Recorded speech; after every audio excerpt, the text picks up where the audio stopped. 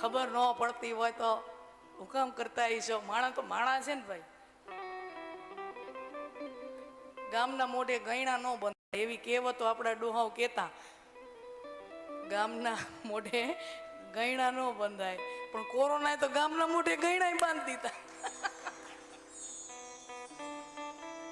કોરોનામાં ગામના મોઢે ગયણા આવી ગયા. તો જીવનમાં જ્યારે આવી પરિસ્થિતિ આવે, કરવા કંઈક સારું જાઓ, એનું પરિણામ કંઈક ખોટું આવે, તો 2-3 પ્રકારના પ્રતિક્રિયા થાય. કાં તો હું માણા કરે, એકબીજા ઉપર દોષનો ટોપલો નાખે.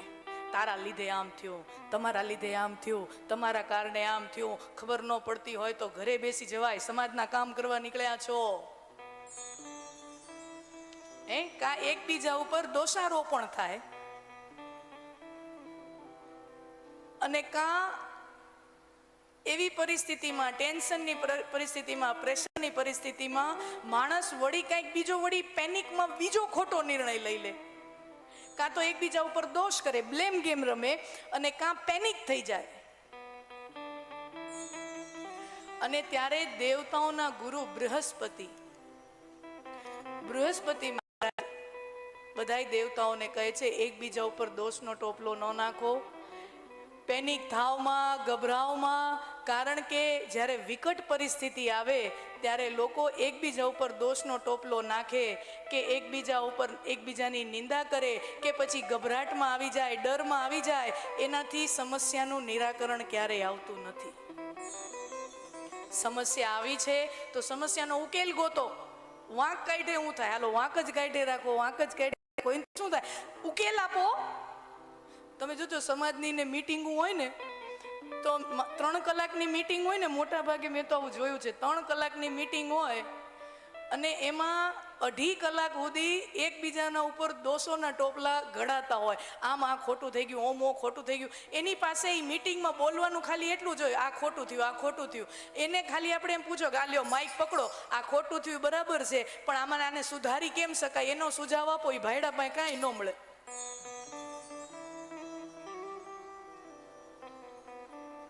તમે એને માઇક આપો, 2.5 કલાકથી આખા ગામનું માથું ખાતો હોય કે આ ખોટું થયું, આ ખોટું થયું, આ ખોટું થયું. એટલે આપણે કહીએ કે હા સ્વીકાર કરીએ, આ ખોટું થયું. તમે માઇકમાં બધા ઊભા થાવ, સ્ટેજ ઉપર આવો અને સુઝાવ આપો, સારું કેમ થઈ શકે. તો ઘેંઘે ફેંફે થઈ જાય. સમસ્યા आई है तो सुझाव दो, समाधान दो. બાકી બધી ચર્ચા વિચારણાનો કોઈ અર્થ જ નથી.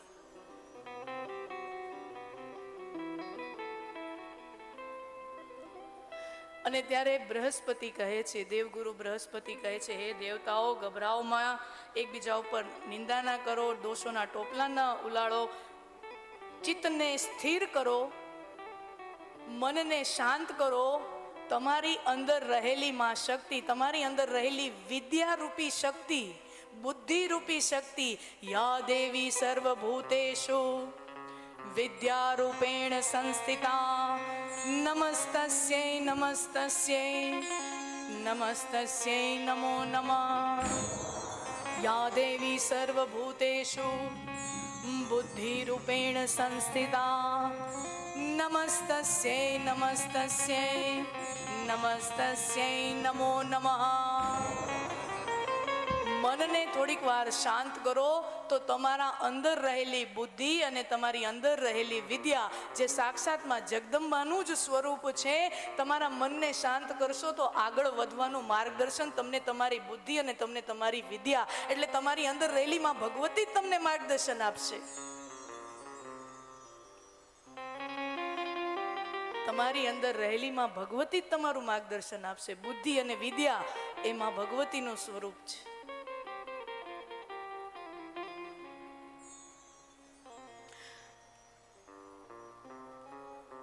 આ વાત બહુ મહત્વની છે.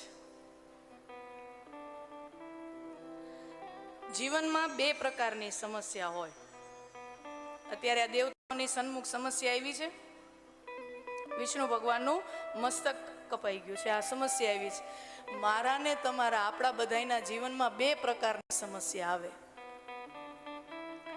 અમુક સમસ્યાઓ એવી હોય જેનું સમાધાન શક્ય હોય.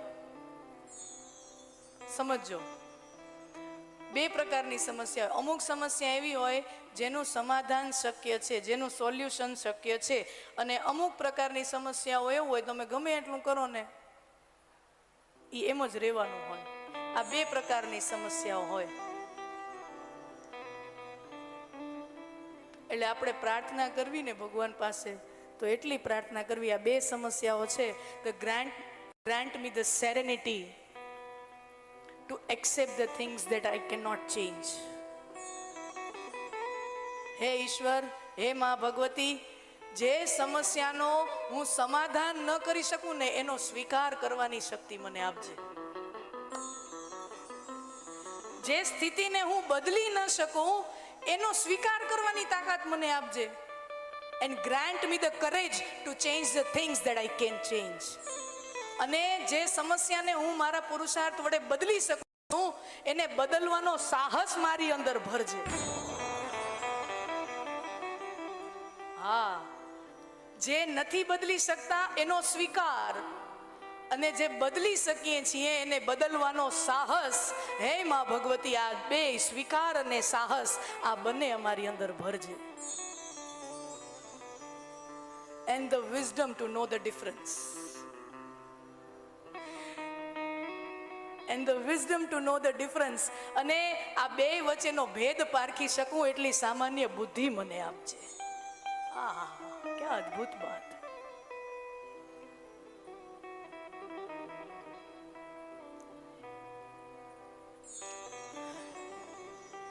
બૃહસ્પતિ કહે છે તમે જગદંબાનું ધ્યાન ધરો, તમારી અંદર રહેલી વિદ્યા, બુદ્ધિ, ભગવતીનું સ્વરૂપ છે એ જ તમને માર્ગદર્શન આપશે. અને ત્યારે દેવતાઓનું મન જ્યારે સ્થિર થાય છે અને ત્યાં શ્રી વિદ્યાના રૂપે માં આદ્ય શક્તિ દેવતાઓની સન્મુખ પ્રગટે છે અને માં કહે છે કે દેવતાઓ તમે ચિંતા ના કરો, વિષ્ણુ ભગવાનનું મસ્તક કપાઈ ગયું છે, શિર છેદન થઈ ગયું છે, તમે શોક ન કરશો. આ પરમાત્માની જ લીલા છે, આ ઈશ્વરીય લીલાનો એક ભાગ છે. દેવતાઓને જિજ્ઞાસા થઈ આવી કેવી લીલા, અને ત્યારે એના આ લીલાને સમજવા માટે વળી દેવી ભાગવતમાં એક નાનકડી બીજી કથા સાથે આવે છે.